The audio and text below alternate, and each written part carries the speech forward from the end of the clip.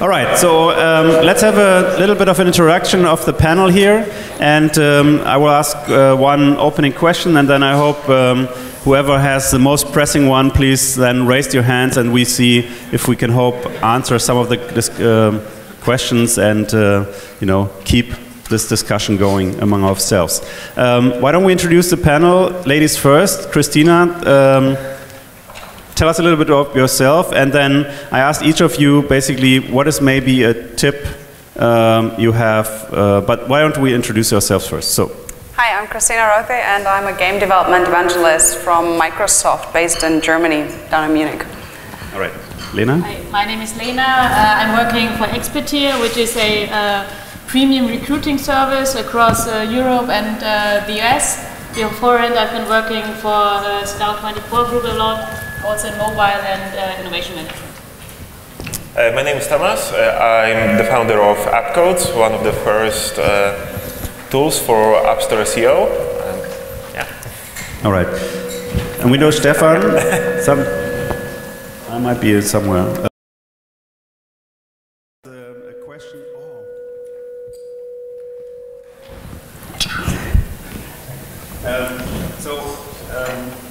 What is it? Okay, before. Give us a tip, something which you heard afterwards, what we can reinforce maybe to help in the App Store promotion. Well, I cannot emphasize this enough, and it was also mentioned in the presentations before. Start measuring, start doing data analysis even before you go live with your application. So in the phase of beta testing, in the phase of creating marketing materials, in the phase of the final bug fixes, when your app is already out, you know, being used by beta testers, even it might be 20 people. Start to acquire data, start to try to interpret, to analyze those numbers coming back to you, because especially during those early days, there are so many indications which later on will give you a clearer, faster path to accelerate either marketing or product development. So really try to assemble all the necessary tools you need at the beginning, trying to really take care of A/B testing, cohort analysis as early as possible. That's probably a more general advice, but I see a lot of people, you know, being focused only on the release date, going live, everyone's like, you know, satisfied getting this thing out there, but then asking each other, well, what we're doing, how our users are perceiving us, how they are using us, being already into the game for like a week or a month without having the respective data in their hands. Christina, tell us a little bit about the Windows Store. So from what I've seen, a lot of things have been covered about iOS and Android before in this round. And all of these principles apply as well in general when you upload your app or put it up to the Windows and Windows Phone stores. So make sure that the presence is right. However, what you really want is retention and things to talk about, things to keep the users in the app. And for that, it's important to make sure that you also make use of platform-specific features. For example, if you look at the live tiles, which you can either use as primary or also as secondary, think of a turn-based, two-player strategy type, like chess game. Use that secondary tile as a direct link to that particular game round, and whenever that second player makes a move, then send an update through that and make it catchy so the user is always drawn back into the app. And that also makes it easier to get the platform holder, i.e. us, to, for example, put a spotlight on it for added visibility. Yeah, I'd like really Gaston's what he said in his presentation about what you have to consider when you plan your App Store appearance. And I think that's like really where you have to put your spotlight on, because you probably spend a lot of money to get the users to your App Store appearance. And this is the first touch point which the user has with your app. So I especially like really those curated screenshots, for example, where you can show the USPs again, you can show your product. It's the first time the user sees your product, and this is also where you should put like really some effort on it, because it's the first touch point with your app. All right, so yeah, it's a little bit loud. Gaston spoke about search, how important is search, and how much can search give, right? I would like to say that there is a difference between how you position in web search, in Google, and how you position in app stores. Because in Google, what people do is they just fight for the top phrases, right? You find the absolutely most popular phrase in Google, and then you fight your way up by building up links, right? In case of App Store, especially Apple's App Store, there is no way to fight your way up exactly. You can switch between keywords between name and keyword list, but once your position is this level, you cannot move exactly for search. It's very hard. So there is a different focus over there. The focus is on finding the right phrases that you can get top position for, right? So don't look for the most popular phrases. And we saw that users come to us and say, all right, what are the most popular phrases? We want those. No, go for the phrases that you stand a chance to be in the top position for. Exactly as Gaston said. If you're not in the top position, like top 10, forget about the phrase. Look for something less popular, but something that will give you traffic, because being number 70 for a phrase that is extremely popular will give you nothing. So keep that in mind. All right. So finally, it's your time. Who has had a great discussion at that table and have a pressing question? Volunteers first. All right, here we go. If you could introduce yourself, just the company as well. Right. So Peter van der Linden. I'm with the Immersion Corporation of California.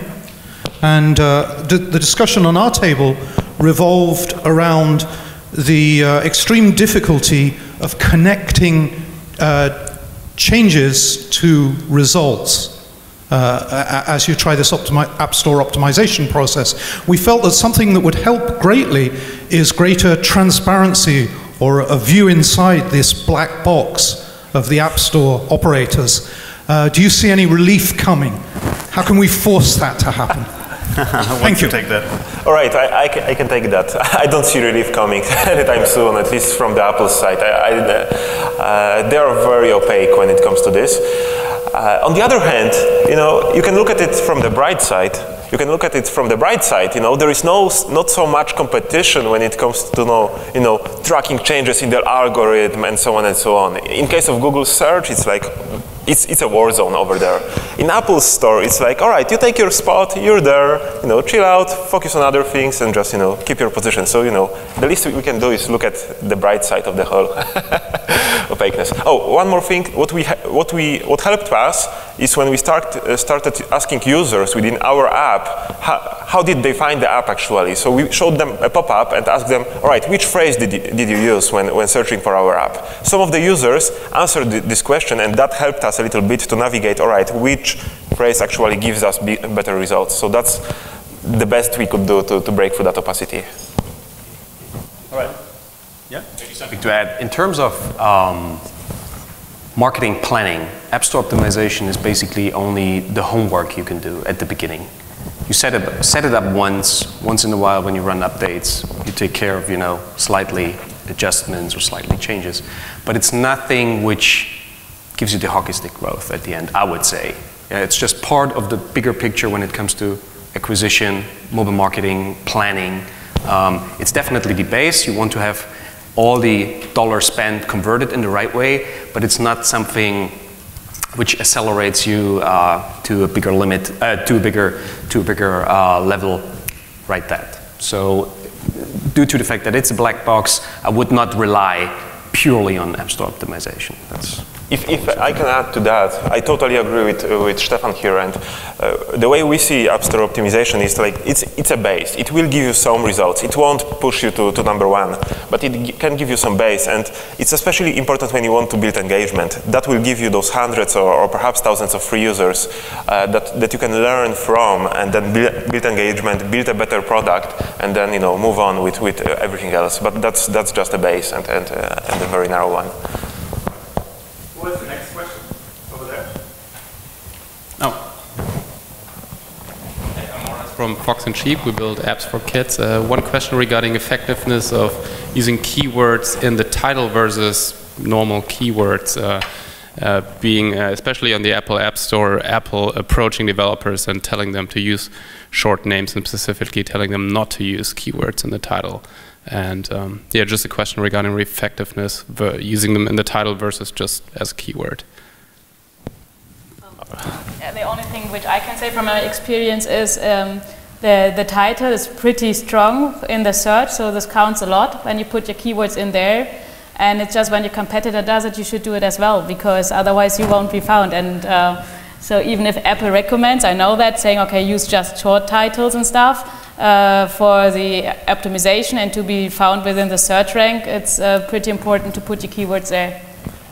What I would add to that is that Apple likes to change things a little bit. So over a year ago, like name mattered a lot. You had a keyword in the name, you were in the top spot. Then they changed it, and name mattered just as much as keywords, right? And we tested that. We switched between name and keywords, and it was like similar. Right now we saw this chart like 2 presentations ago, right? When we see that again, name matters, and that's what you say. So I would say, experiment, because even if we tell you this today, tomorrow it may be different. So just change things and see for yourself. And one thing that you should never forget about that is always keep the user in mind as well. I mean, whenever I'm trying to search for one specific type of app, so I enter a keyword, the title is more important for me when it comes to actually doing that next click and looking at the app description, and I want to know exactly what it does and what I could get myself into with that app, and so that is just as important. All right. We had a question over here.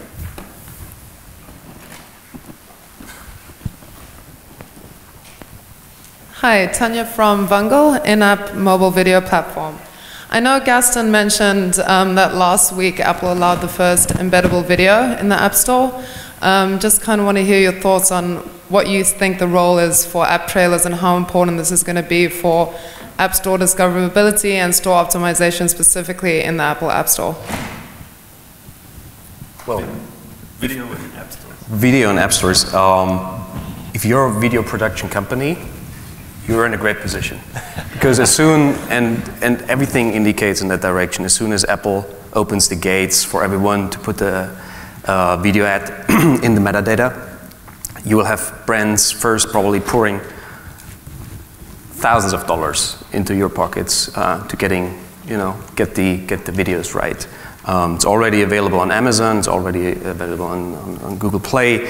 As far as I know, at the moment, and I cannot tell how long that will stay like that, only those who have a managed account with Apple are able to negotiate and prepare something like that. The first one, Natural Motion, last week with Clumsy Ninja. So we will see a lot of more things coming. I mean, it's just the nature of iTunes, which was built for media, for video, music, and so on and so forth, to present things not in a static, aka screenshot way, rather than having it, present in a really appealing visual way, and video is the best way to do so, I think. Great question. Thank you. Who has the next question?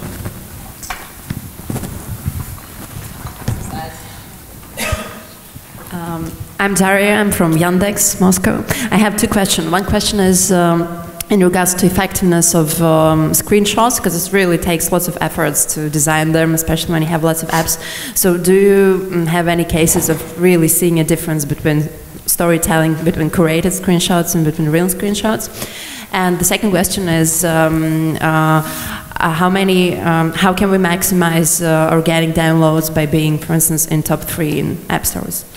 What would be the percentage of maximizing the organic downloads of being in top 3? Thanks. All right. I think I can take the screenshot question. What we've seen once, just adding the word free in the first screenshot in the iOS App Store, even though the app was free and clearly indicated by the button, we saw a 10% increase just because of that. Well, just to make sure that it's the same like click here. Realize what where the people look at. So it works. And what they actually read through in your description or not. To give you an example, even going farther when storytelling within the screenshots, not only A/B testing the the final set of your screenshots, but even comparing the performance of each individual one against each other. So the setting of 1, 2, 3, 4, 5, which is the total amount of screenshots you can use in the App Store for iOS at least, might be even going that far to test each of the final set against each other, which one performs or clicks best, and put that one in the first place. But how do you see how they perform? Like, because you can't track the direct conversion from the App Store, you don't get the information from them. No, that's not possible. What you can do is run an ad campaign using interstitials, basically running a campaign like on AdMob, spend some couple $100 there, and simply put the screenshots out there and see which one clicks best. Okay, thanks. All right. Let's get Guts to run. How about a question all the way in the back? Yeah. And then, so pick that table there. No, the one with all the people. It's 8 people, they must have one question. Okay. So we put somebody on the spot. Okay, you forced me, so. Yes. I'm Ilka, I'm the CEO of Kaiser Games. We are originally coming from the online publishing industry, so mobile is, for us, is relatively new. I'm in the gaming industry since 2004, and we're publishing Flash games. Since all you know that Flash games is not, does not have a big future, so we had to adapt to mobile. And for us, it's really great, and it brings us new energy into the company. But what I want to say is that we see that the behavior the people have, for example, kids, they know the desktop browser, for example. They don't know the App Store. So once they get the smartphone, they intuitively open the mobile browser and search for certain keywords. For example, girl games, kids games, racing games, whatever. So what is the importance of the mobile browser? So we talked a lot about ASO, about the organic search in the app stores, but what about the mobile browser? Does it have a big importance to get downloads? Browser versus apps. Maybe I can take this. So by now at Expertier, we have a web app, we call it that way, so you reach the service via the mobile browser. And I also I don't believe in this war of mobile browser against native apps, because I guess you really have to have both.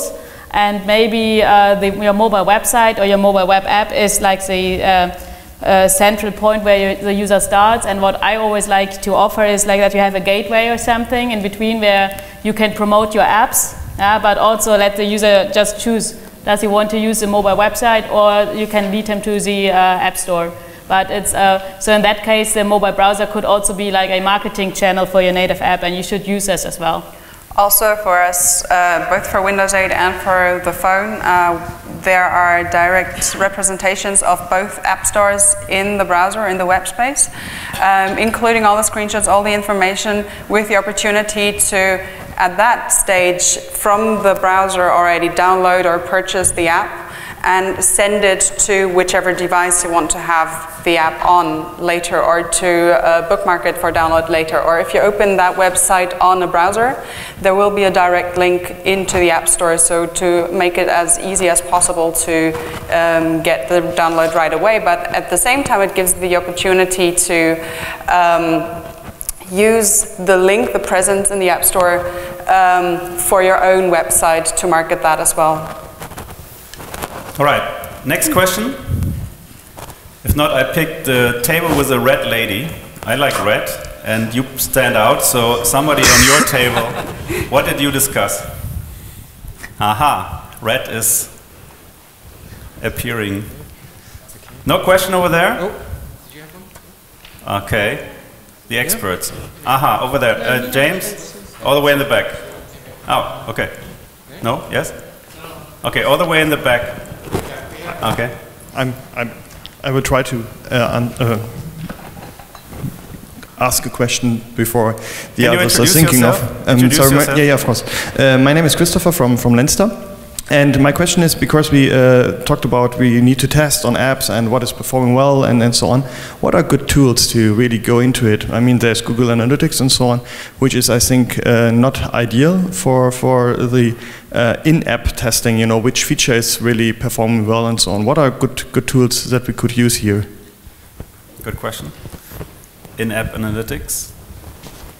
Right, what we did, aside from running the SEO tool company, I'm also an independent developer, right? So what we personally did was we built our own server-side tool to do really like in-depth analytics, because we could do in software, in script, some deep analytics that were much harder to do than in Flurry and other kinds of things. And the trick that we discovered was that there is this analytics tool called Localytics, and Localytics has an open source module for iOS. So you can actually take their open source library, you can embed it into your app and then put it through into your server, so your server keeps the track, and that's the trick that we used at least once, and that was quite nice. So at least that I can give you. One tool that we use at I used to be in game development, and one tool that we use very successfully, but is a bit tricky to set up to cater for your need, is Graphite, which allows you to really set your data points and mix and match them as they come, but you're responsible for the server, and there are a couple of things that you need to be aware of. But for cross-platform, that was a pretty cool tool. How about Flurry? Is that still? Well, obviously Flurry is a very known name in the mobile analytics space, even though it can get quite confusing when you look for mobile analytics.